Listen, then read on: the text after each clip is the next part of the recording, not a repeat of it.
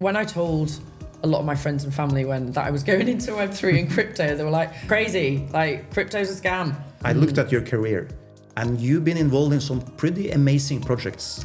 Yeah, I have. Can you talk about a few of them? When I first started out on my own, I definitely had that fear of success. Like, what does that look like? It's uncomfortable. The fear of success is very interesting. I've always had a self-belief that I'm not good enough. I've uncovered so much, and it's been a tough journey. Darkest moment, biggest failure. Failing sometimes is actually the best way to be able to then succeed. But for entrepreneurs now, I think... Welcome to this episode of Behind the Hustle. Today we are joined by Rebecca Wilson, a storyteller by heart and working in the branding space. Tell us a little bit about yourself, Rebecca. Who is Rebecca? So I started out as a journalist. I actually didn't go to university when I was 18. I didn't know what I wanted to do. Mm-hmm. So I took 3 years out. And I think by that point, my family were like, she's never going to go. I went when I was 21 and studied media and publishing, then did a postgrad in magazine journalism. And I've tried all types of journalism. I've tried the B2C stuff, the B2B stuff. And I really started to enjoy the B2B and trying to help people find solutions to problems that they were facing within their particular business environment, and being able to write about that stuff and help people on like their career journey, I guess, and you know, trying to figure out what that looked like for them. And I was in London, and then my ex-boss called me from Dubai and said, hey, there might be a job here. Do you want to come and see if you like it? And I'd been to the Middle East before, actually. I spent my 21st in Bahrain, where my family used to live. Mm-hmm. So I kind of knew what I was walking into, but I was like, right, I'll go. So you knew the weather was better than London? Definitely better than London. And I came at such a good time. The weekends were very different back in 2006. You know, now we've got the normal weekends. Back then they were Friday, Saturday. And my ex-boss and his friends literally showed me the best parts of Dubai.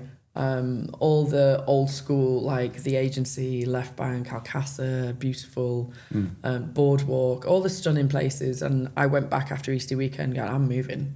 That's me, I'm done. So I moved over and worked for ITP, who is a big publishing house over here, and launched one of their B2B magazines.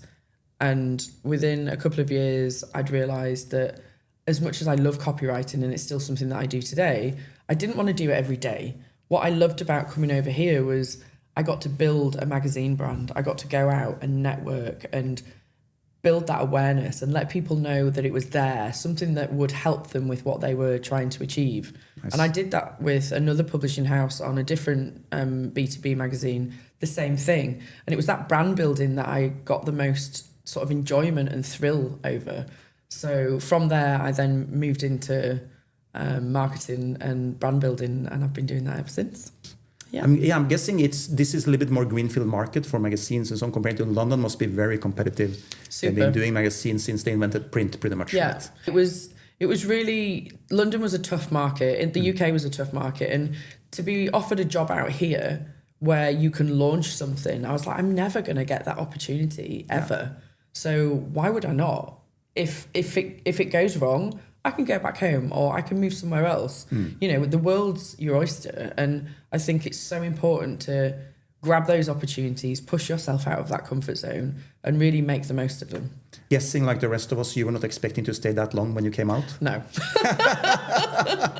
What I was expecting, in all honesty, I was 26, so I didn't really have a plan. I just came and thought, I'm going to give it a whirl and see what Dubai's all about, see what I can make of myself. Like, there's opportunity there. And that for me was what sort of made me go, oh, I'm really excited. So I didn't expect to stay 20 years. I know that much. But now this is honestly my home. I love living here. I feel safe living here. The opportunities are endless. You can create your own opportunities. Yeah. And it's so easy. Easy in the sense of you can go out there and do it, but obviously the hard work of building a business is not so easy. There's parts of it that you love, there's parts of it that you don't. That is very true. So if you talk about building a business, what made did you always have some sort of entrepreneurial spirit in you, or is that something that came along later in your career and your life? I think I've always had it, but not necessarily known it was there. So before I went to university, I actually worked in a building society back in the UK, and they didn't have anything to be able to communicate with their employees. And I put this business case together. Back in the day, it was using Quark Express, like, which for everyone that doesn't know, it was like Photoshop, Illustrator, InDesign. Stone Age, basically. Yeah, definitely the Stone Age. It's like late 90s. And I launched this publication, and honestly, it looked terrible. I thought it looked amazing.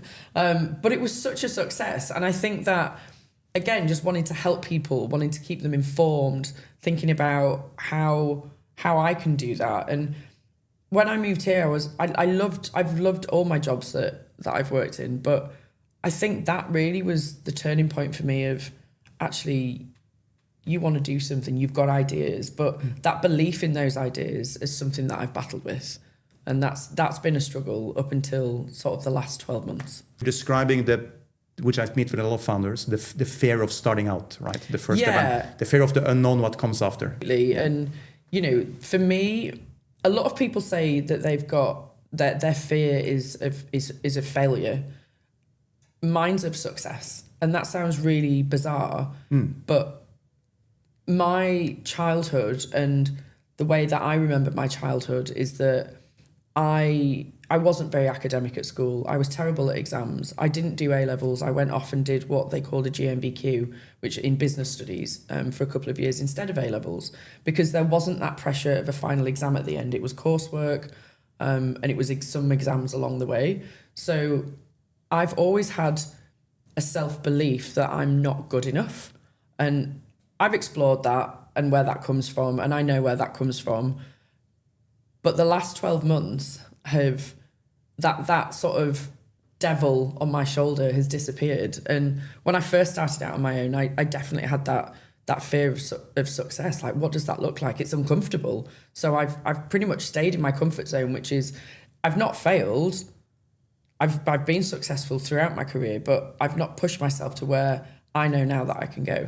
Interesting, because mostly when I talk to young founders, it might be they don't know what success means yet. They don't know what they want it to be. They know they want to do something. They might have all the fears of starting, but I think there's probably a lot of people struggling with that exact fear that you're describing. Yeah. Because it's the fear of something unknown. Yeah, exactly. And then that was shaped by something in your childhood and your upbringing. Yeah. But it's incredibly nice to hear you verbalize it in that way, because I think that's important for a lot of people. Because it's one of those things not a lot of people speak about. Yeah. And it's not something I'm used to hearing. And I worked with entrepreneurs for 30 years. Yeah. And it's not a way I'm used to hearing so it really gives me something to think about. I'm quite an open book when it comes to things like that. I've done a lot of work on myself sort of mentally over the last 6-7 years. And I've uncovered so much. And it's been a tough journey, but it's also been really enlightening, insightful, emotional, like high emotions, whether it be, you know, I'm sad or I'm upset or I'm angry, through to I'm really happy and excited about what's coming next. And that work that I've done with my psychiatrist has really helped to bring me into the headspace that I'm in now.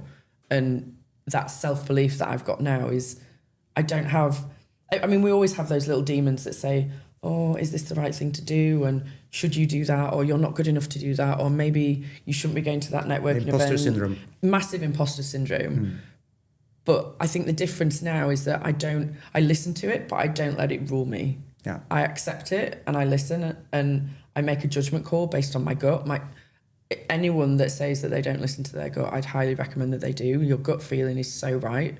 And that work that I've done over the last 6 years has been so crucial to where I am now. Because the fear of success is very interesting, because I looked at your career and you've been involved in some pretty amazing projects. Yeah, I have. Can you talk about a few of them? I can. So I actually moved to Saudi in 2009. And for anyone that's been in the Middle East that long, it was when the economy crashed, well, worldwide really.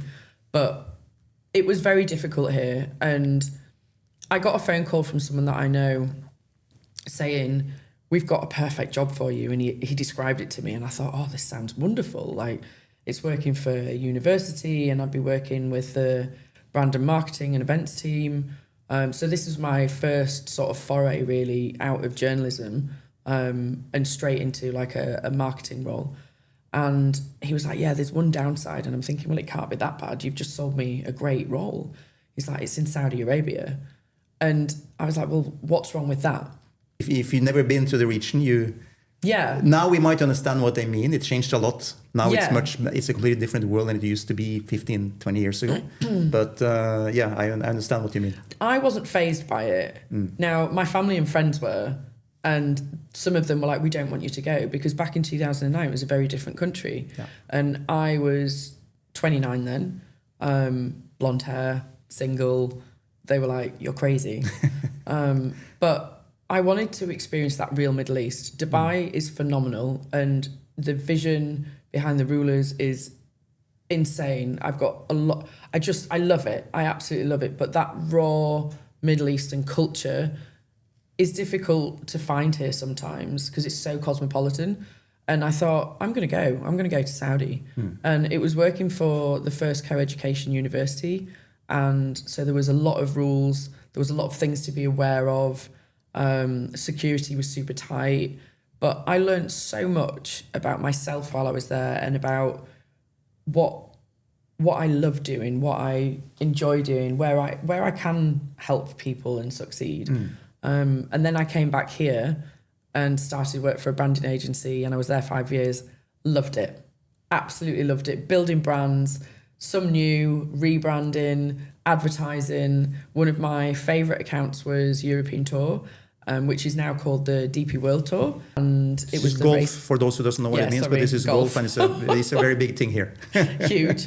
And globally though, but here they have this is the final event on the DP World Tour, right? Yeah, it was the race to Dubai. Yeah. And that town I ran for 5 years and I loved the buzz. I loved the getting up it sounds crazy, but getting up at like 5 a.m. to go and get there at 6 to make sure that the hospitality chalets were getting branded properly.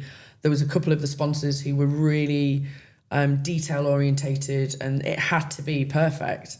I had some great clients there and that was probably one of the most enjoyable accounts that I've ever had.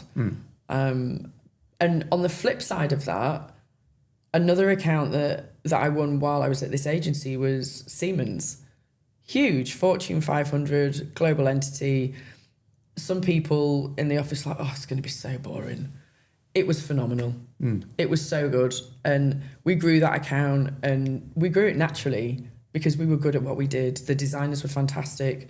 The client servicing was on point. Everything that we did on that account was wonderful. And they were so lovely to work with. And, you know, the things that you'd think a big B2B brand like that, because we were dealing with the B2B side of the business, would be quite boring.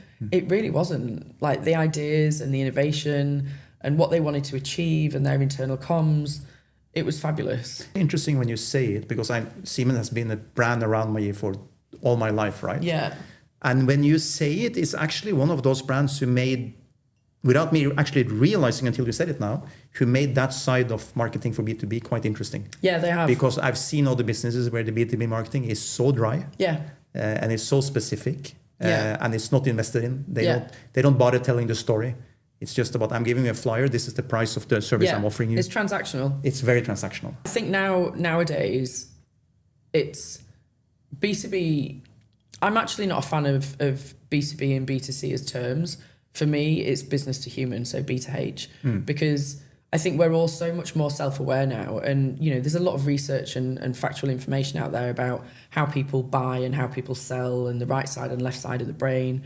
And if you have got a purpose and a reason to exist, like I love Simon Sinek, people don't buy what you do, they buy how you do it, or why you do it, sorry. And that for me is everything. That phrase is everything. They do buy why you do it. They don't, you know, you can go and buy a dress. It's functional. It's a functional transaction. But there's a lot of people that buy certain brands because they're made in a certain way or because they're designed in a certain way. Or they use certain fabrics or they're sustainable.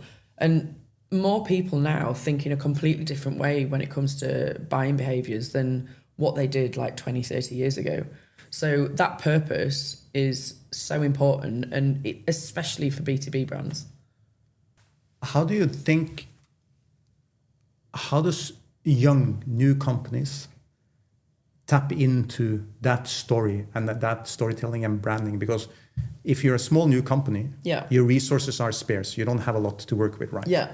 What would be your advice for a new company? Like, how do they actually go and start that journey themselves? Because going to a big branding agency can be quite expensive. It can. But it can also be very expensive to get it wrong. Absolutely agree. Getting it wrong is, sometimes it's a good thing that you get it wrong. You've got to learn from your mistakes. And, you know, I've tried to start a branding agency before and it's failed. I've no problem with that. It didn't work because it didn't work. And I've got a load of learnings from that I now, that I now put into practice. And failing sometimes is actually the best way to be able to then succeed.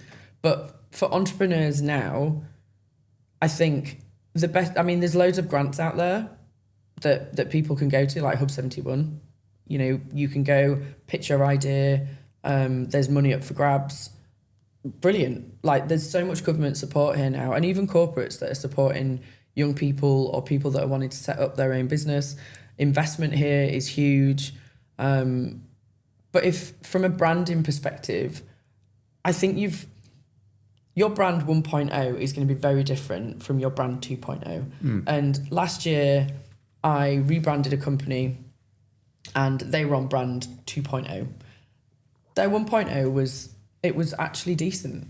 Yep. Because they knew who they were, they knew what they wanted to be, they had a very clear business plan, a very clear vision, a very clear purpose, and their story and their narrative aligned with their visual system, and aligned with their marcoms. So I always say to people, you've got to have a really strong business objective and business goals, because your brand has to link to that.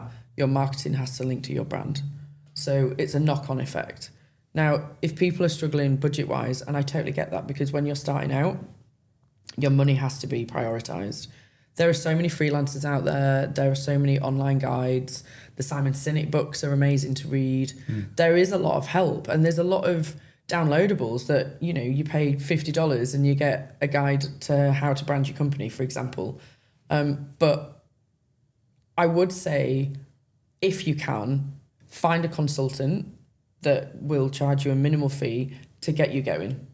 Because that knowledge and that advice that they can bring to the table at the beginning can really set you up for life moving forwards. Reach out to your network. I'm sure that Absolutely. most people have, if they don't realize it yet, through a second person they know, or someone they can have coffee with, and who can actually give a little bit of these nuggets, right? Brand is everything. You know, people, there's such a misconception that brand is your logo or it's a press release that you send out. It's not. Like, you know, we've had these discussions. It's your it's your customer experience. It's your product. It's the way that you sell. It's your finance team and how they deal with suppliers and contractors. It's how you invoice. It's how you have a conversation with your customers. It's the look and feel of your service or product. It's literally all encompassing, because that's who you are. It's your culture. It's the way you treat your employees. That is what your brand is. It's not just your logo. Your logo is a component of it. Do you think it's really important to find out who's your target audience, who you want to sell to before you set the brand? Definitely. Yeah. Because a lot of brands make the mistake, or a lot of company owners, entrepreneurs make the mistake of going, oh, well, I'm just there for everyone. I can help everyone. Yeah. You might think that you can, but ultimately you're not going to be able to talk to everyone. It's going to cost you too much money. It's really important to think about pain points, what you're offering, and how that can answer people's questions, people's pain points. And target audience and understanding who you're going after is crucial in order for you to sell. If you can't connect with your target audience, if you're going after the vast majority, you're not going to connect. It's like finding a needle in a haystack. So having that clarity on target audience at the beginning is so important. Yeah, because I've seen it quite often. There's two starting points where I find that seem quite wrong. One is the ego. The founder is, I know better. I know better than anyone exactly what my brand is and what I want it to look like. And customers doesn't care. First and foremost, you have to sell something right. Which means you have to find the target audience you're looking for. Yeah. The second would be, I lost my train of thought here. It's all right. Because I'm thinking about another thing, which is very important. I've seen a lot of people talk about, for example, Stephen Bartlett and others. Yeah. And it's a key learning I've taken to myself because I've done the same mistake many times, that in a lot of companies, we're so focused on the people that we're not able to connect to. Yeah. And I think Stephen Bartlett and others, they're teaching pretty much who comes from branding and marketing, right? A 20-60-20 rule. 20%, if you get it right, will love your brand. Yeah. 20%, no matter what you do, can't absolutely stand you. It doesn't matter how you change, what you do, nothing, right? That's fine. And the money can be in this 60% in the middle, who doesn't care either way.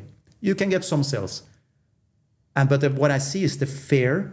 No, I need those who really don't like me. I have to speak to them. I have to fix it for them all the time. They will never like you, right? So they're what you call the laggards. So I can never remember the name of it. I think it's the diffusion of law of innovation, or I can never get it right. But you've got your early adopters. So your early adopters are the people that are really going to come in and believe in your brand right at the beginning before anyone else does. Because you connect with them, because you've got a strong narrative, because something that you value, they value, because the design of an advertising campaign talks to them. Whatever that might be, you've managed to connect with them. And your early adopters are the ones that are going to really sort of propel you through that. Your laggards, which are the guys at the end, which are never going to come. They're not interested. It doesn't matter. It absolutely doesn't matter. You need to be focusing on your target audience, that you need to define that during your brand strategy phase. And, there's a level of brand strategy. There's a basic one. There's a really complicated one that's really, for your big corporates that are rebranding. Brand strategy doesn't need to be complex. People, I think, hear the word strategy and freak out and think it's going to cost them a lot of money. It doesn't need to. It doesn't need to. In a lot of companies I work with, I am the buyer, and I do exactly that. Yeah. It's when someone tells me I'm bringing a brand strategy company in, I'm like, You're like, oh no. Oh, I don't have the budget for it. I know, but do you know what comes with that? I think, I've worked with so many different clients, Fortune 500s and entrepreneurs. I'm working with a couple of entrepreneurs at the moment. And one of my clients and I had such a good chat this week. And she has been very honest with me and said, the reason I chose to go with you is because I find you approachable and authentic. That's not a fake approachable and authentic. That's me and who I am as a person. And that's one of the things that people buy into. People sell to people, ultimately. You can have the greatest product in the world and a salesperson can be selling it to you. And you've probably been in this situation, unless you've got that rapport with them, you're kind of like, I'm not sure, I'm going to go away and think about it. You might end up going to another store and buying it off someone else because you feel like they've sold it to you better or they understand your needs better. So that sort of authenticity and really understanding who you are and how you can connect with your audience is so important. Because if you don't have that, you're not going to progress. You're not going to grow in the way that you want to grow. So if we boil that down, if you need to you're allowed to say 3 things to a new founder, what he wants to do when he's starting out on his branding journey. Yeah. Okay. So have a clear business plan and business goals. Know what you want to do, where you want to be. It's fine if those change, because that happens with startups all the time. Yeah. We've, even me with one of my startups with Zenith Arc, where we started in January is very different to where we are now. And I'm all right with that. Like, you learn and you grow and you develop and you find out what the market wants. So clear objectives and goals, definite must. Find someone in your network or in, what's that rule? Like everyone kind of knows someone. Yeah. Find someone that can help you understand what a brand is and why it's important. And things run a million miles an hour when it comes to startups, and your brand's got to evolve with you, and that's absolutely fine. But the third thing I would say is I would pay someone to build a really strong narrative for you. And that doesn't mean that you have to have a full brand strategy, but something that can tell people who you are, why you exist, what you're there to solve, your elevator pitch, for example, a blurb about you. Those three things, I think your goals, your sort of having someone that can advise you on a brand level and getting your narrative right are three crucial things. What it looks like, yes, that's obviously the bit that everyone gets excited about, because it's like, what's my logo going to be, or what's my advert going to look like, or my website, and what color am I going to use? And that's the stuff that gets people excited. Yes, it does help, obviously, but it's part of a brand. So you've got all your bits of your jigsaw that you need to kind of pull together. In that in action in many companies I help, where a branding agency comes in who knows what they're doing. Yeah. And the founders and the team is they just want to see, show my logo mockup, right? And the agency is trying to sell them, no, you need to actually think about your whole package. Yeah. And it must be so hard when they are so focused on, I just want to see the logo. It's tough. It's really tough. And, you know, I hear it so much, but I think what people don't realize is that your brand strategy and that narrative and that story really feeds into how it's going to look.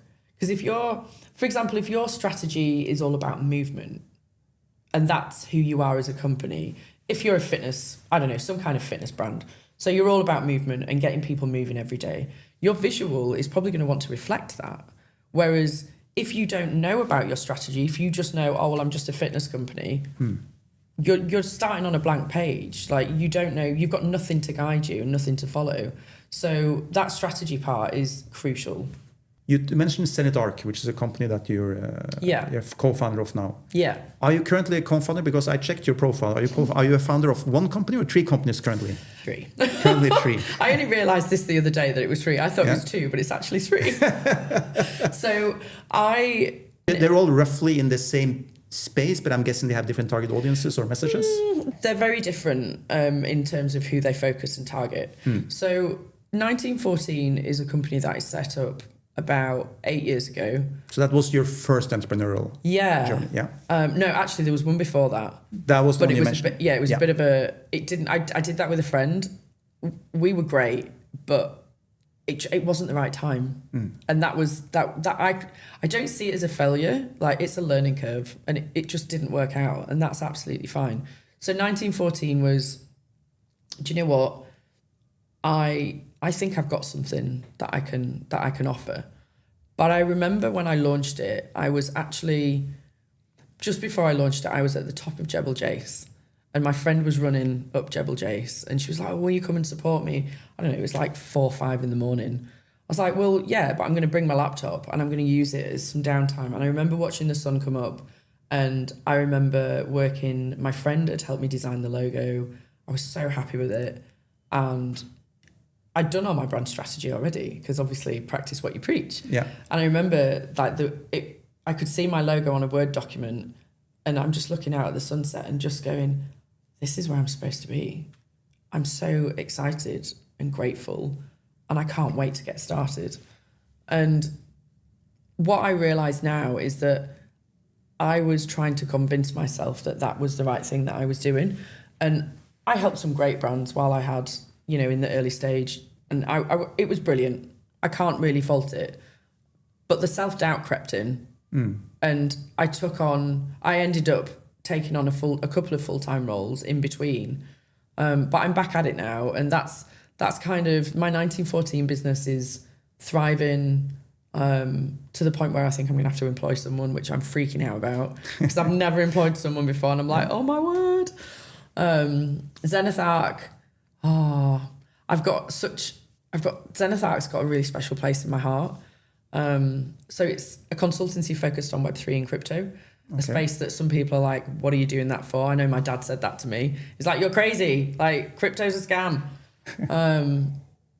So it's a consultancy, and we offer brand, comms, digital, operational consultancy for Web3 and crypto companies. And that only launched at the beginning of the year, weirdly at the same time so I co-founded that, and then I became a partner in a real estate property brand design agency based out of Edinburgh in Scotland. and we've now launched a office here in this region for obvious reasons, property and real estate. Yeah. So yeah, it's hectic, but I'm loving the journey. Nice. Yeah. You mentioned something before we had a chat before this podcast, and you just touched briefly on it because you said someone came back to you and said, come and take this job instead. Yes. And you told me that for a short period of time, you went back and did the job.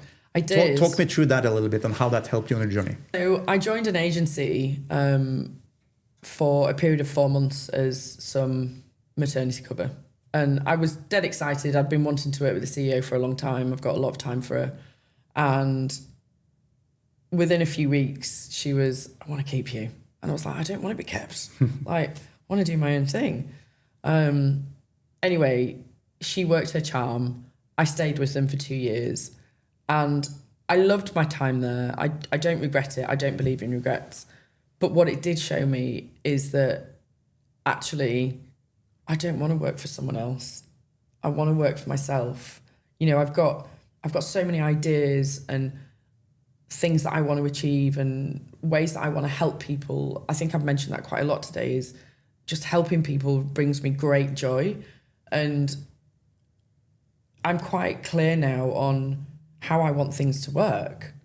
And, you know, when you work for someone else, you obviously have to respect their ways of working, and that's absolutely fine. You know, I've got no qualms with it, but I do think that I've got something pretty special in how I work, and I want to be able to use that to help people with their businesses and help people get their businesses off the ground and watch them succeed. You touch on the subject a lot of helping people. Yeah. Something that seems you're really passionate about. Yeah, massively. Does that somehow tie back into your own journey? Something is there something there, or is it just a pure passion that came out? Or why do you think that is? It is part of my own journey. I think that going back to my childhood, I had quite a tough childhood, and I was bullied quite a lot at school. And I think my, you know, being liked and ended up being a people pleaser links back to all of that childhood. And I'm still a people pleaser, but I've got boundaries now. But more so than that, I love seeing people smile. I love seeing them succeed. I love watching them grow and develop, and doing it in a creative way and in a creative environment like branding is incredible. You get to work with some amazing people, some amazing creatives as well. Like, that is insane, the kind of work that they come back with. I thought I could be a designer back in the day. I can't. I struggle with PowerPoint. So, you know, I'm quite happy to pass that baton on to someone else. But what I do know is what good creative looks like when it's based on a proper strategy and a proper brief. I can pick up when I know that a client's not going to like something. And that, for me, that go-between between, you know, the kind of creative doers and the client, and really understanding the client needs and pain points versus what the creative really believes is right, and bringing those two together and marrying them, that's the bit that I probably get my thrills from, like really understanding that brief and that what the client wants to get that delivered to them. Situation like that. Yeah. Because you have that very old saying that the client is always right. Yeah. You work in branding. Yeah. You know, in a lot of those situations, what they're asking you to do and what you need to tell them to get the job, to sign the contract, they're not right. Yeah. How do you tackle that? Do you have to give away part of your soul every time and just sign the contract, or you try to work through it? I'm very honest in my approach, and if I don't agree with something, I've got no qualms in saying to a client, look, I really don't think this is the right way to go for these reasons. If they really want to go that way, there's plenty of reasons. It could be internal politics, it could be cost, it could be that the chairman likes a particular colour, it could be that their sales are down in a certain area and they really need to focus on that. Whatever that might be, you've got to understand the bigger picture. There's always a reason why a client is asking you to do things a certain way. And a lot of agencies, and this is one of the reasons I started on my own, a lot of agencies just go, okay, yeah, we'll do it. Just to keep them happy and to keep the money ticking in. Fine. if that's the way you want to do things. That's not the way I want to do things. I want to dig deep. I want to ask the questions. I want to understand, because if I do that, I can come back to them with solutions, and sometimes solutions that they've not even thought about. You know, it's understanding those pain points is so important in order to get them what they need. So you really work on the part of selling the CEO or the CMO, the part of you need to understand how this ties into their journey and how it actually solves the problem, right? Collaboration. Like, I don't believe in a client-supplier relationship. That for me is transactional. You're paying us X amount of money every month to deliver this service. Striking out on your own and being now, you have partners, yeah, but it's not a massive agency. Have you shifted the focus on the size of clients you take on, or it doesn't matter, you can still take on big clients? Still take on big clients. So with Zenith Arc, our business model, because it's so niche when it comes to like Web3 and crypto, blockchain, it's actually quite hard to find really skilled people within those sectors, because the industry's changing so fast. So our business model is we've got a collective, if you like, of people that we bring in, so subject matter experts, and we handpick them for projects. And that's, for me, having been client side and agency side, for me that works with, what we're trying to achieve now. And I know there's a lot of agencies out there that are taking on Web3 projects, and that's great. And, you know, I hope that they succeed, because there's so many out there. But for us, it's really important to have people that understand the business and who understand the right media to go to, that understand the right types of creative for the Web3 market, because it's such a different market to that. I was going to ask you about that, because I've seen it in action. I worked a little bit in both the spaces, and the difference, how that works behind the scenes, and how I wanted to ask you, coming from, you're a storyteller, more traditional branding, you came from magazines, you came from journalism, and then through the regular branding journeys, big companies, big properties. How big of a shift was it to try to get into the Web3 space and understand how different the branding and the messaging has to be? I freaked out when my business partner said, let's launch an agency, a consultancy for Web3. I was like, mate, I don't know anything about this.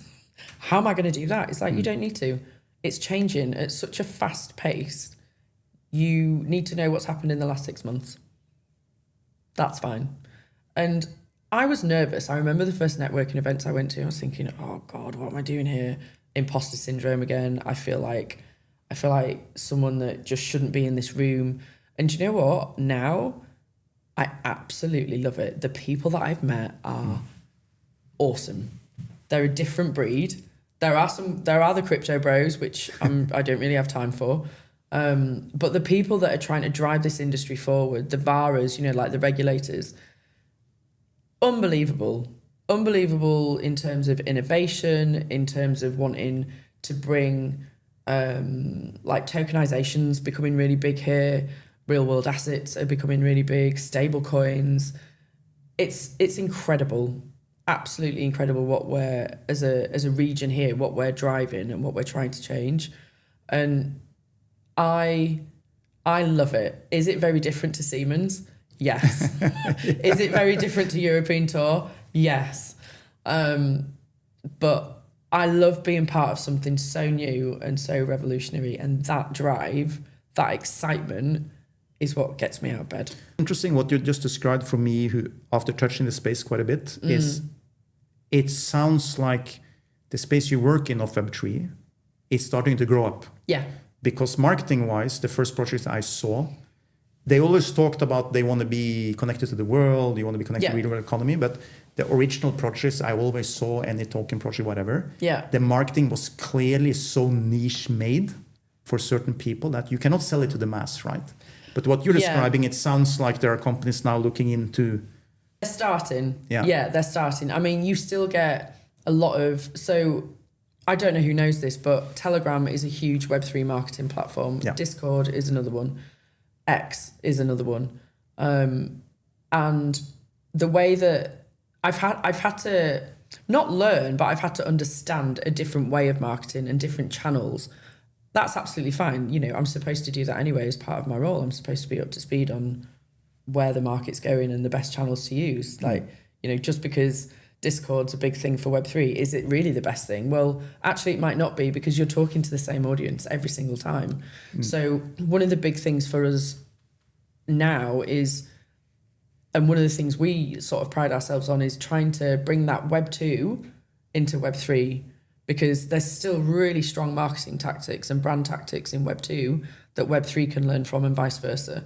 I think the one thing that I would say for Web 3 companies that there's not enough of them doing at the moment is the brand. They're great at getting the message out there and being tactical, but the brand and building that strategy, because there's so much of a lack of trust in the industry for lots of obvious reasons, that brand strategy and your narrative and building a brand that's trustworthy, that's the bit that needs to be worked on. Yeah. And then you have the use cases with the big brands when they were at the biggest and they really ran the biggest influence campaigns in the world, like FTX and Circle and so on. And it really crashed and burned, right? Which doesn't help the reputation of the business. Exactly. Which really hurts other companies. Yeah. So what I've seen, the companies I really find very fascinating and interesting are the ones who said, we're not trying to do these fast projects. We are building infrastructure for blockchain for the future. Because for me also personally, I see blockchain, it's an amazing technology. But when does it work for the masses? It's when your mom goes to some payment or she does something, but she doesn't even have to realize she's using it. Right? But today you have to really understand that you're using it and what you're doing. But when it reaches that, it becomes a mass. And do you know what?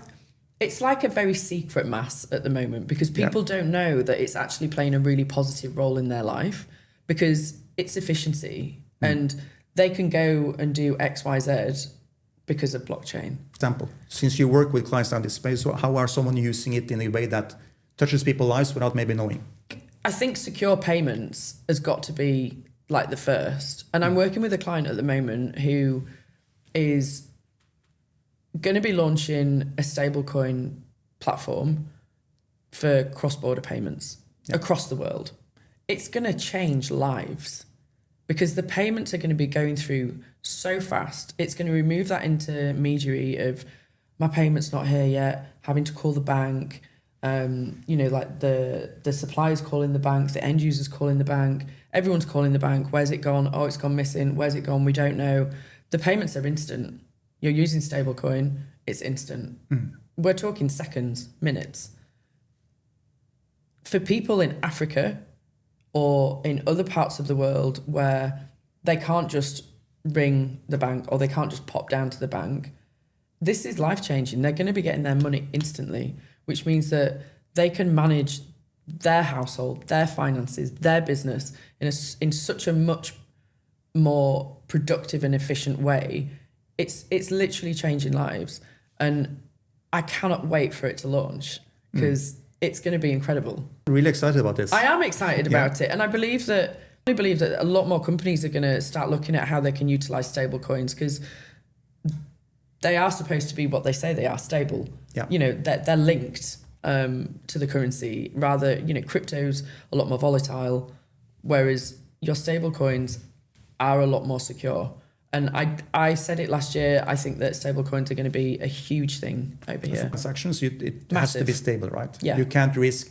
I know many years ago, there was a lot of places in the world, I don't remember, Brazil or a few other countries, who tried to let you pay in like Bitcoin on the spot. Yeah. The problem there, when it came to actually transaction and the devices they had on the site, by the time you had paid, the price had changed. So they had to stop it. Exactly. So it needs to become instant. It needs to be a stable, which is very interesting, because the OG, the original crypto fans, they actually like the instability, right? They like the opportunity. It's like the new gold age. It's exciting. Yeah, and it's like riding across the plains of the US on your horse and finding gold, right? Yeah. And keeping it a secret for yourself and not telling anyone where you got it from. And I still think that there's an element of that. And crypto's a really interesting market, and I've only really been in it now for a year, not even that. So you're a crypto baby like me. I am a crypto baby. I love that phrase. I'm gonna use. I'm nicking that. And I'm honestly meeting at networking events. I'm meeting lawyers. I'm meeting founders and owners. I'm meeting like app developers, like everyone within a business, because it's not small, but it is small. It's just really niche, as you know. And so you just meet so many different people, and every person you meet is striving to make the industry better. And there's such a lack of trust, and I get why. But again, come back to brand building. If you build that brand right from the beginning, if you manage it properly, that's really going to help. I mean, the number of companies that have come to us with crisis comms briefs over the last 9 months is insane. Yeah. And it really didn't need to happen. I guarantee you that crisis comms brief, I'll ask you, what is a crisis comms brief first and foremost, for those who don't know? So crisis comms is when something goes pretty wrong. I'm going to layman's terms, and you need to manage it. You need to mitigate it. So it could be that your share prices dipped. It could be that your crypto has somehow disappeared. It's all a number of things. So how do we manage that in the public eye? How do we retain trust? How do we make people feel that they know what's going on? How can we sort of feel and go through that journey with people without the media speculating? Sometimes it's better to do nothing. It depends what the problem is. Saying that's if you have a good team in place, that's part of the crisis comm brief. They know they're not supposed to do anything. We were at a round table. I think it was during Token for 2049, and we were at a round table where crisis comms was brought up, and not many companies in Web3 or crypto have a crisis comms plan. Why not? That would be my first question. Why, when you work in such a volatile industry and in an industry that is constantly struggling to build and earn trust, why do you not have a crisis comms plan in place? It's the first thing you should do. One of the first things you should do. They involve hiring an old-timer from a different industry who don't necessarily, as a new crypto founder, you don't necessarily want them in your team, right? Actually, yeah. But there are people out there, and this is where some of the Web2 tactics are really good to be bringing into Web3. So, a lot of people, I'm on so many Telegram groups where people are like, we've got KOLs, we can do a plan for you on Discord and X and Telegram and XYZ, all the Web3 marketing tactics. But ultimately, they're the people that are already in your industry, that know your world. They know what's going on. Everybody talks. So if they read something in the media, they're going to know, is this right or is this wrong? Well, they all talk, so actually what's happened. But the people that you want to bring into the industry, the people that aren't involved, they're still Web2. They're very much Web2 tactics. So having a really strong PR comms, crisis comms plan is so important, and making sure that, yes, the crypto publications are all over it, but depending how big it is, you want to be spinning that, not even spinning that story, but telling it in the right way that, the Bloombergs are going to pick it up, or the Reuters, or the Nationals. It comes down to image and personal brand to a point, especially if it's a co-founder or a founder that's going out there, looking at what they're posting on LinkedIn or what they're posting on X, how they're acting, the words that they're choosing to speak about.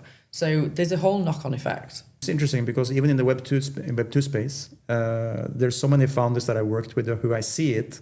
They get a good team coming in. They say, listen, if you're operating in this business, for example, financial industry, let's say you get hacked, one disappears, your service goes down. Yeah. And they're trying to sell them, you need the crisis comes, and the founder's like, no, I need to focus on clients and users first until the day something happens, right? And then you're behind the curve already, exactly. Right? Yeah, and that's where you can't afford to be behind the curve. So there's a lot of talk at the moment about companies setting themselves up for success when it comes to process and making sure they've got the right tech stack in place, making sure they've got the right systems in place.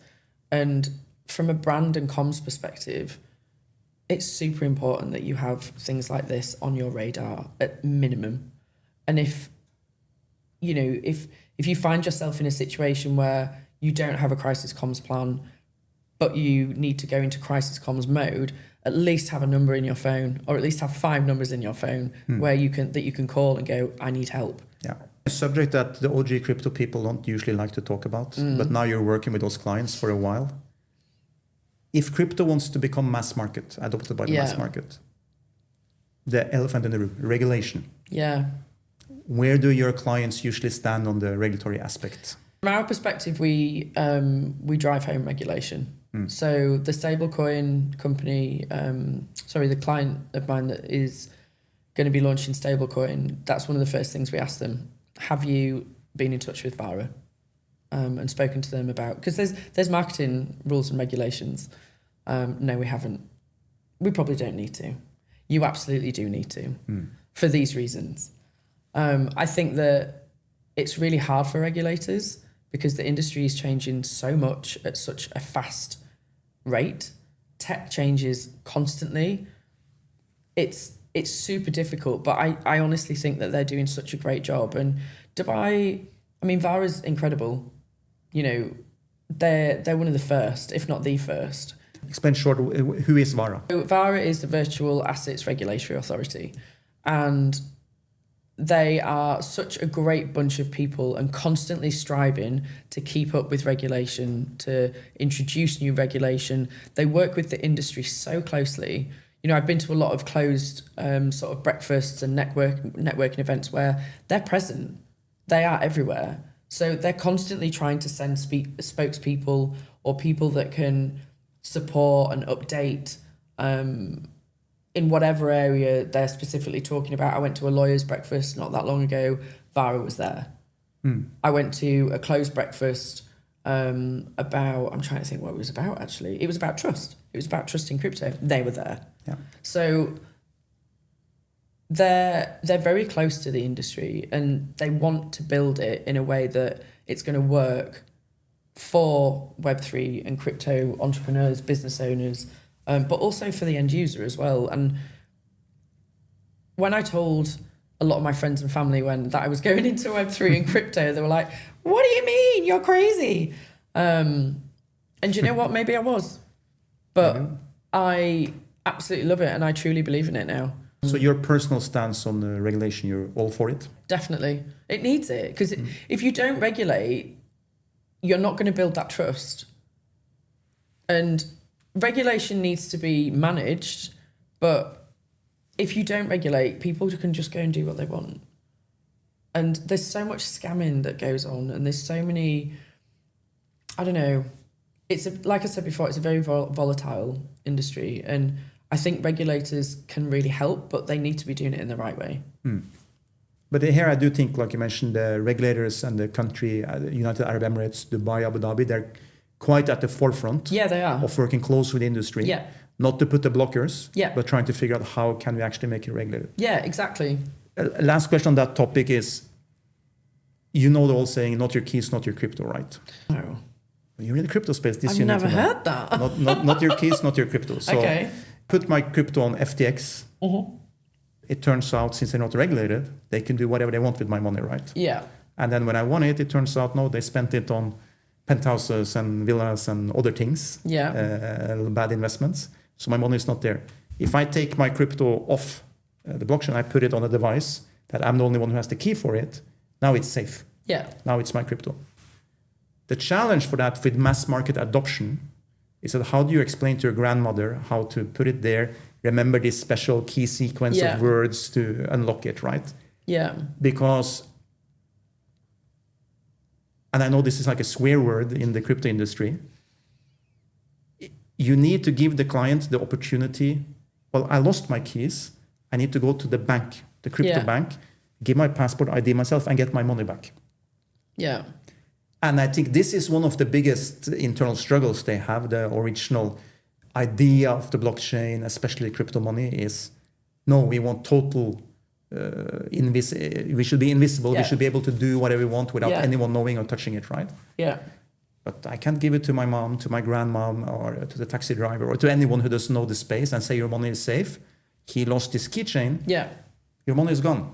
You know what? I'd counter argue that with there's a misconception that when you have money in a bank, it's there and it's yours. It's not there. It says it's there. I completely agree.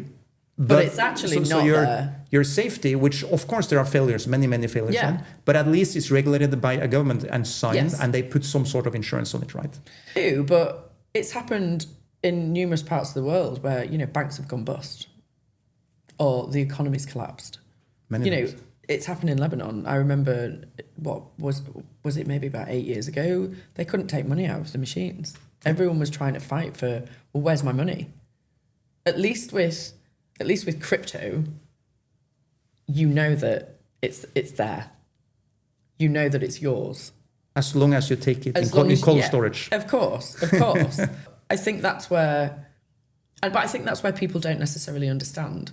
And I know that I'm learning, and it's a constant learning curve. And I'm very open-minded, and I'm very open to change, I guess.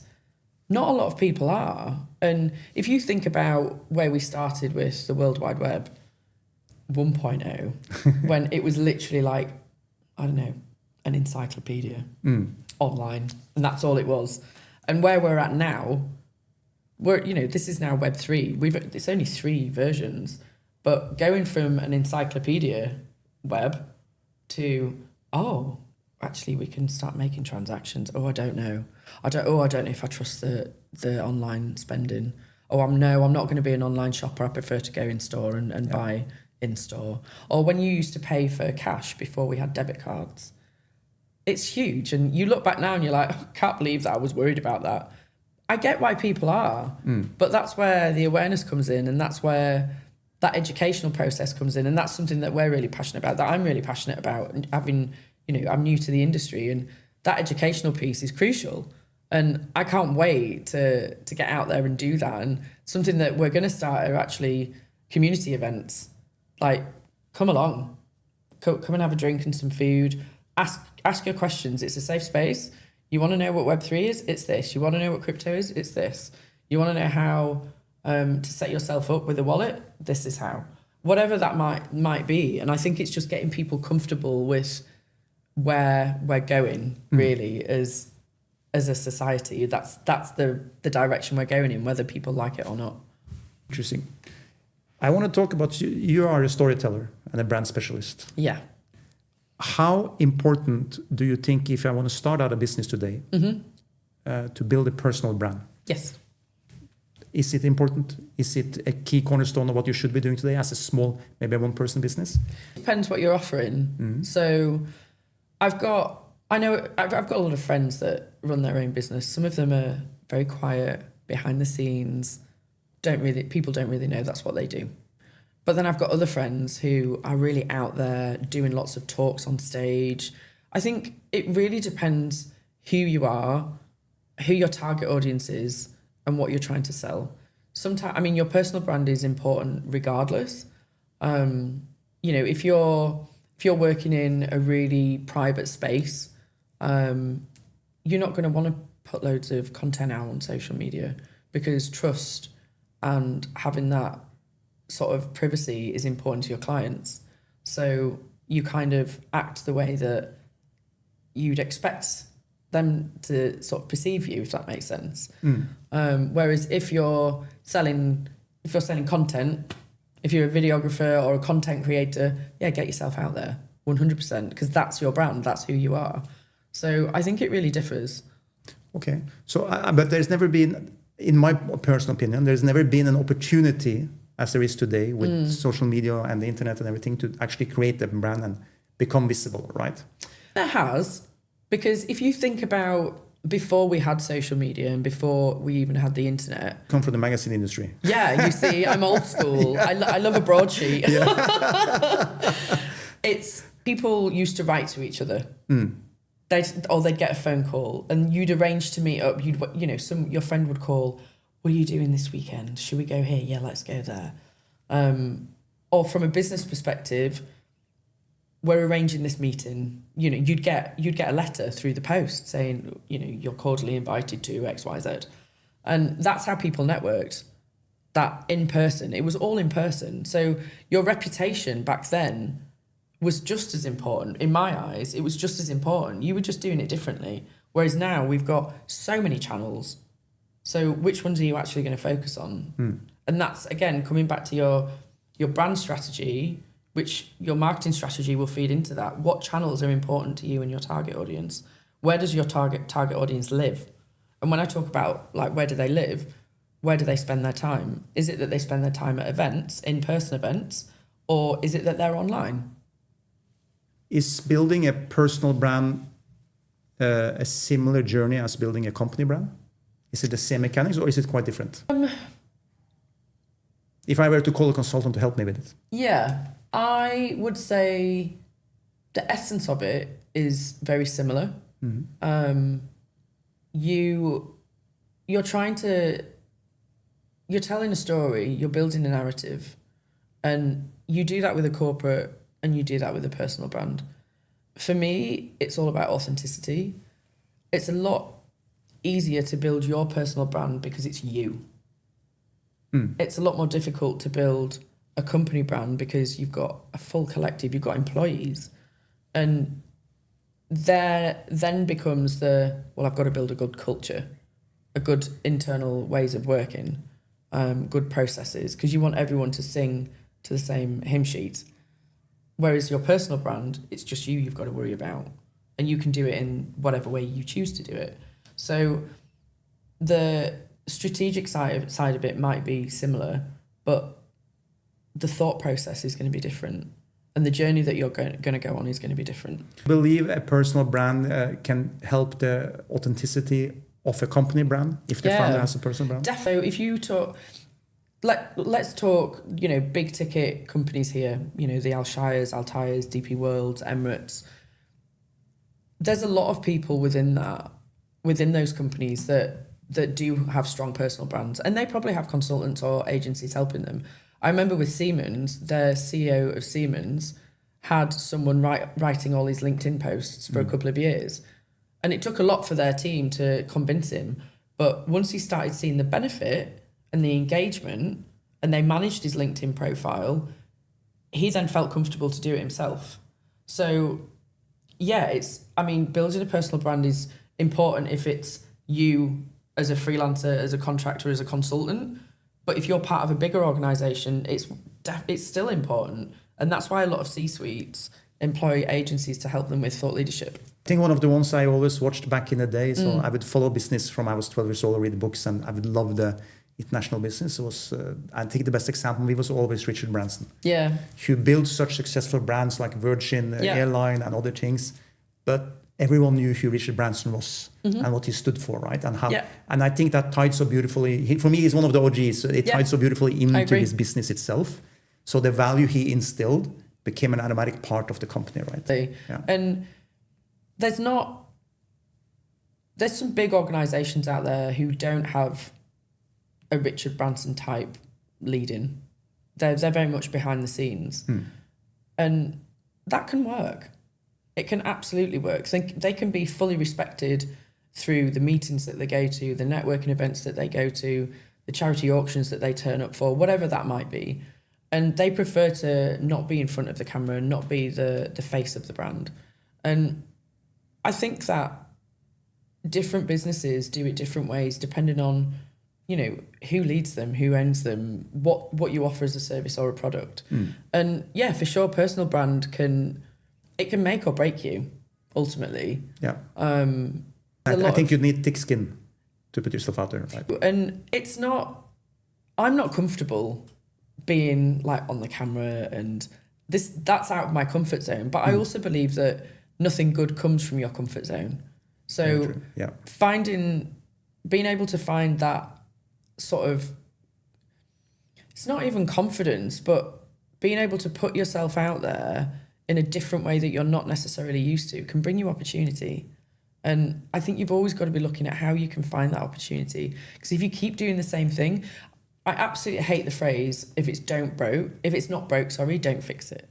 Yeah. And I'm like, when clients say that to me, it's probably the one thing that really riles me, because if there's strategy behind it I've got absolutely no problem with it. Leave it as it is. What's the point in changing something just for the sake of it? But what if you did change it? What could that bring? What doors could that open? So it's that fine balance of really understanding whether what you're doing is actually right or whether or not it needs to be tweaked and changed. I love that with Stephen Bartlett in his company. He has a full department of a few people. Their job is to basically try new things on a daily, weekly basis and fail. Yeah. Because he believes in learning from failure. Yeah. So if everything they tried was massively successful, they're not actually doing their job. Yeah. Their job is to really stretch the boundaries and fail over and over and over and take the key learnings from that. Yeah. I find that so fascinating. I think it's amazing. Yeah. And it's very brave. Very. Yeah. A traditional older corporate style would be like, well, now you failed twice, get out. Yeah. Right? I love working with people that can turn around and go, do you know what? I tried that once. It was a disaster. And this is why. That's where the best stories come from. That's where the best laughs come from. The best learnings. Yeah, definitely. And, I've failed at things. And I'm quite happy to say that. I'm not ashamed of it. And a lot of people think that by admitting failure, you're admitting defeat and you're not capable.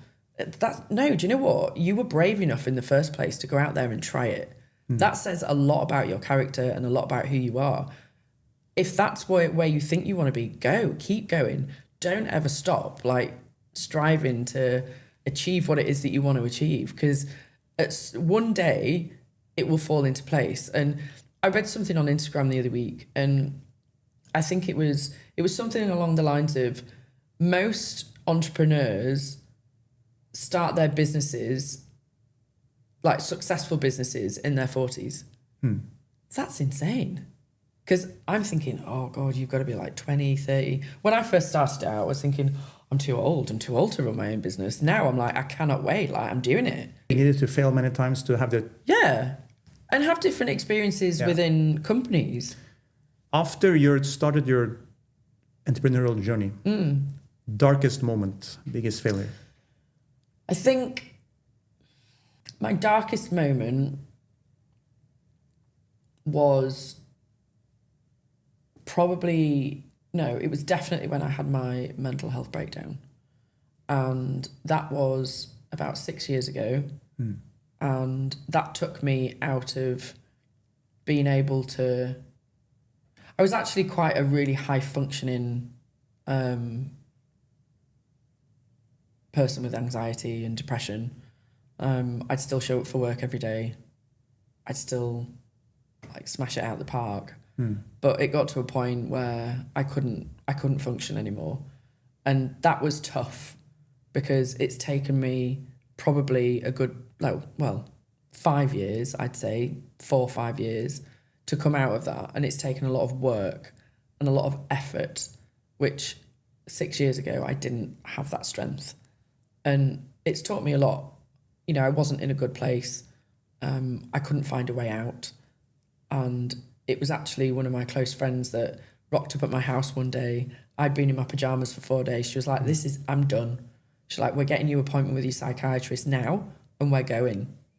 And I was suffering from panic attacks every 3 weeks, in hospital thinking I was having a heart attack. It was horrific. It was the lowest point of my life. Was that brought on through entrepreneurship and owning a business? No. It was completely linked to my childhood and everything. A lot of things that have happened throughout my life. But what it did was stop me in my tracks.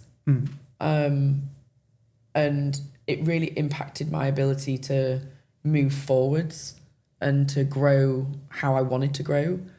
And I actually think it happened for a reason, because now I know, and I didn't feel like this back then, but I know I'm in the right place at the right time, doing the right thing in a timely manner that works.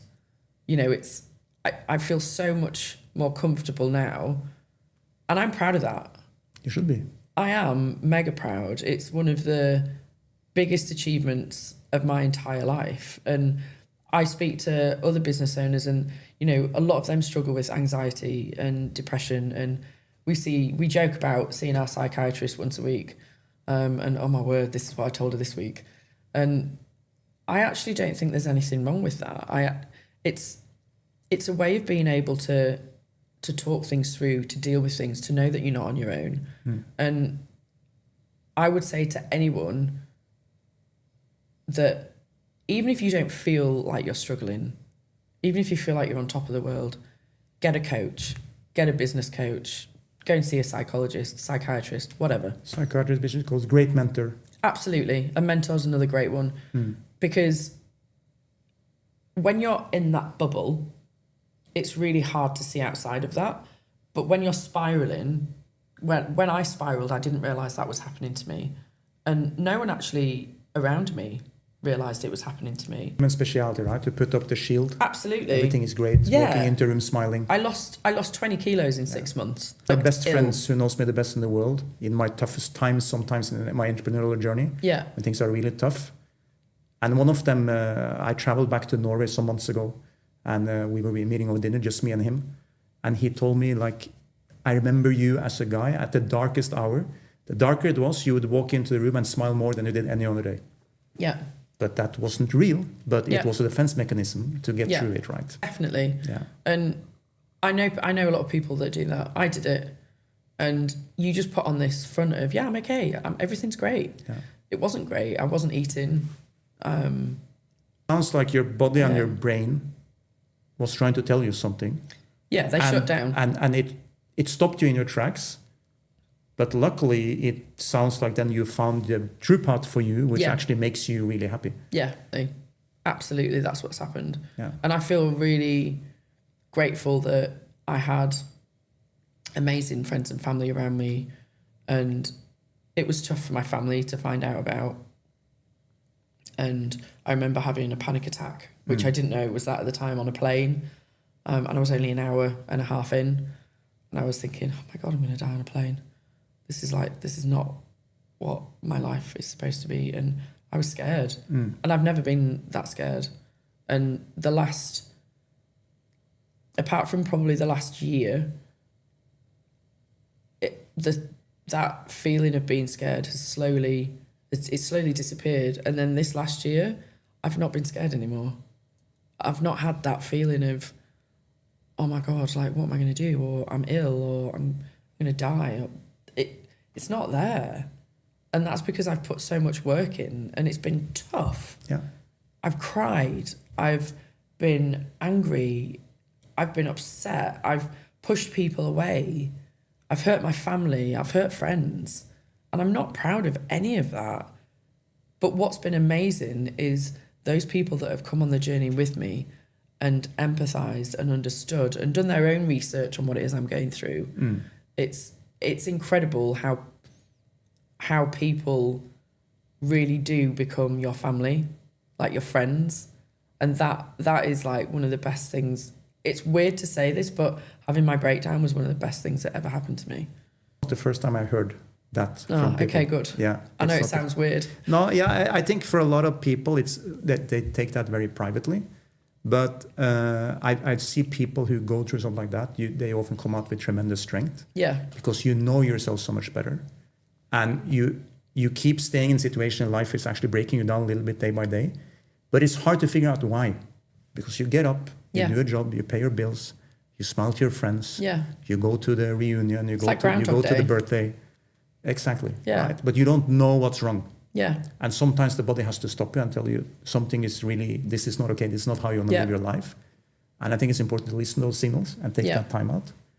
And especially, and what's amazing with you, it sounds like you took those building blocks that you got out of it, and you realize, for me, an entrepreneurial journey is what I really want to be doing, because it gives you the freedom to go and chase what you really care about, right? It does. And that having that flexibility in my life is crucial.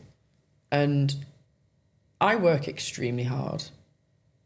And a lot of people talk about work-life balance. I absolutely disagree with that whole concept. It's just integration. Yeah. Your work is your life and your life is your work. And how you balance that is what's important. So I sometimes work till midnight, but then I might go, okay, well, I'm going to sleep till 9 a.m. Yeah. Because I can. but I knew that I needed to get that done because it was important for whatever reason. You know, it might be the client screaming for it. I might just want to get it off my desk and get it done. But I don't mind working in the evenings. I don't mind working on the weekends because I get to choose when I do things. Like a couple of weeks ago, I went and played paddle for two hours, middle of the day. Had a blooming brilliant afternoon. So productive. Every Wednesday, I clock off at 4:30 and I go sailing. That is a non-negotiable in my schedule. And if a client wants a meeting at 4:30, it's a hard no. It can wait until the morning. Yeah. That's how I've got boundaries now, which is that's not what I had before my breakdown. I didn't have boundaries before my breakdown. And even during it, I didn't have them. But now there's certain things that I'm like, no, Monday nights I play paddle, Wednesday nights I sail. They're the two non-negotiables in my week. And it's so much more productive when you actually are doing the work, right? 100%. Yeah. Yeah. One thing I struggle with is taking breaks during the day. That's one thing that I'm trying to work on at the moment. Because at least you have two nights break a week. Yeah, I know. Well, but it's really hard.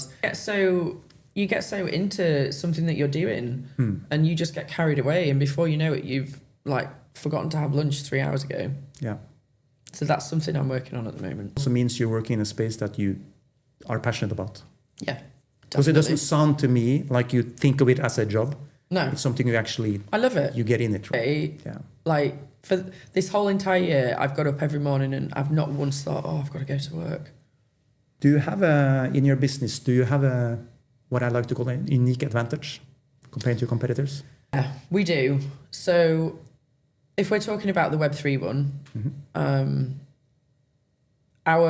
we talked about this a lot, and a lot of people, there's a lot of agencies out there that do what we do. There's not many that specialize in what we do. I think there's maybe one or two, but our sort of superpower, as we like to call it, is us and the way that we do it. I think the people that we've got within Zenith Arc are phenomenal. We've got our head of digital, who's based out of Manchester, and he's a powerhouse in digital design, UX, UI. Honestly, so good. And I'm so proud that he's in the business. And Alex, who is one of the other partners, who's ex-Binance, his knowledge and his network is insane. Absolutely insane, And I know now I'm comfortable saying my brand knowledge and my Marcom's knowledge is fantastic. I've worked in so many industries that you can bring so much skill and knowledge from one industry to the next. And between the three of us, actually there's a fourth who's recent, he's PR and comms. And between us, I honestly think that there isn't another agency out there that has that. They can say that they've got it, and they probably have, but they don't have us. Yeah. And that's where I see, because we're offering a service, that experience that we've got between us, we've probably got nearly 100 years between the four of us. That's insane. I had another guest on recently, and unique advantage, he touched on the same. He comes from a different background, but he touched on the team. The team is crucial. Yeah. The team is, in any business, your people are your business. They're your brand. If they're not bought into your brand and your culture, how do you expect your customers to be? Do you know what I mean? Yeah, absolutely. And that's the bit that and that's one of the things, another reason why I've wanted to go out and do it on my own, but not just on my own, but with people that share the same values as me, because I don't think I've ever worked in an agency where I felt that they've got such a strong culture that it runs throughout the business seamlessly. I've never worked in that environment. And that's the environment that I want to create. That's the environment that I will create. Good. Yeah. So I have a standard question that I usually ask, but I'm going to flip the script a little bit on you because I'm going to get myself a free consultation. Go on. So usually I would ask if your business or if someone it shuts down tomorrow morning for whatever reason, and you need to make a 30-day hard plan, what would be your steps for those 30 days? But I'm going to flip the script a little bit.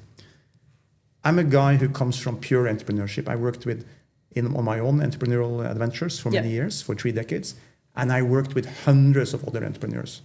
And that's what I'm passionate about. There's nothing that I can talk for hours with entrepreneurs about their ideas, what they're doing, their journey, try to help them to crack the problems. It's just, that is my passion in life. Yeah. Out of that spawn, I started this podcast. I want to create a community of entrepreneurs where we can lean on each other, we can share ideas, we can help each other out to discuss problems, we can help each other on the journey, and create this big community around it. I have chosen with the podcast to go into the personal branding route, because I realized for me, I always worked in companies more as a hidden resource behind the scenes. I work very close with the teams, I work very close with the founders, but I am not the brand of anything, right? To succeed in what I want to be doing now, I think it's important to do a personal brand. So with your background, what is your advice to me? What are the steps? Give me like 5 concrete steps that I need to be doing the next, for example, 3 months to build a personal brand for myself. Okay. Step 1 is to really understand your why and your purpose. I think that you know that. Have you written it down yet? I don't know. But not perfectly. So I will take notes of this. Take notes. Yeah. That Simon Sinek video where he talks about the golden circle. I always tell my clients to go and watch that. That's step 1. Step 2 is to really think about your goals and what it is that you want to achieve.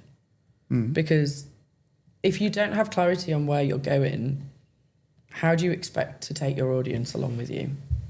Because they're not going to have clarity. Yeah. You're just putting a podcast out for the sake of putting a podcast out.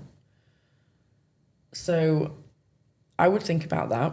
I would also think about, if you haven't already, map out your target audience and who they are. Do some customer personas or target audience personas. And start building a list of people that you'd like to bring onto the podcast. And no guest is too big, right? Go for it. Just don't worry about, they run this big company. Are they going to come on my podcast? Yeah. Do you know what? If you don't ask, you don't get. Very true. I'm very much a believer in that. So that's number 3. We're on number 4. Are we on number 4? I wrote down 5 things already, but some of them can overlap. I'll take more. I'll take more free advice. I would say is practice. Definitely. In every opportunity that you get, practice in front of the camera. Practice being you. Like, just be yourself. Be Peter. We crossed paths before. Yeah. So you know me in different settings. Yeah. Do I come across as Peter, or is it still a little bit stale on camera? I think you're not there yet. I think you're maybe a little bit nervous. So it's a case of you need your shoulders to relax and just breathing exercises. Get into that groove. Maybe what it is having 10 minutes before you turn the audio and the cameras on. You have 10 minutes, or maybe the cameras and the audio roll anyway, because then you get into that point of, oh, I've forgotten that they're there actually. Because I know I have. Yeah. I'm like, oh, well, they're there, but they're not bothering me. So maybe you just have a 10-minute conversation, like we did earlier, but we sat on the sofa. So maybe that conversation needs to be here. Because I think that also ignites that thought process of, oh, I could ask them this question, or they've just mentioned something that I really want to get on the podcast, so write that down. And then I would also get a really strong visual brand. So I have to call you guys then. Yeah. The thing with visual brands, people think they cost a fortune. And you know what? If you've got the budget, go for it. Because there is an element of you get what you pay for. But there's also startups that would gladly do it at a much reduced rate to what, your landlords are going to charge you. So it's version 1. It doesn't have to be there forever, but it has to be something that you believe in. Yeah. Yeah. Take that advice to heart. Thank You're you so welcome. much. You're welcome. It's been such a pleasure. Thank you for your candidness and being a guest on my podcast. I've loved it. Thank you so much. Thank you so much for coming. If you like this content and you want to hear more real founder stories, we drop new episodes weekly. Make sure you don't miss that and click subscribe.